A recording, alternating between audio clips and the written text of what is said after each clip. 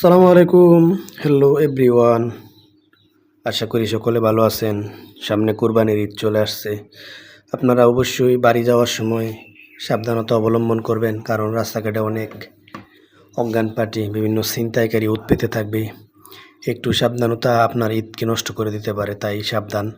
এই যে নীরব রাস্তাগুলো, এগুলোতে ছিনতাইয়ের সম্ভাবনা থাকে, তাই নীরব রাস্তাগুলো একা একা না যেয়ে অবশ্যই একটু কোনো একটা গাড়ি আসলে গাড়ির সাথে যেতে পারেন। আর আমিও ওই যে দেখেন, আমি কিন্তু অনেক গতিতে যাচ্ছি, ৬০-৭০-এর মধ্যে টানতেছি, কারণ আমার নিজেরও একটু ভয় আছে। আপনারা সবাই চেষ্টা করবেন যেন ফ্যামিলির সাথে ঈদ করা যায়, কারণ ফ্যামিলি এক বছর পর একটা ঈদ আসে। এই ঈদগুলো যদি আমরা নানান বিপদের সম্মুখীন হয়ে ক্ষতিগ্রস্ত হই, তাহলে তো আমাদের আর ঈদ করা হবে না। কারণ রাস্তাঘাটে বহুত ভালো মানুষগুলো আছে যারা মুখোশ পরে আছে, তাদের দেখলে চিনতে পারবেন না, তারা হচ্ছে ছিনতাইকারী, অসৎ লোক, পকেটমার।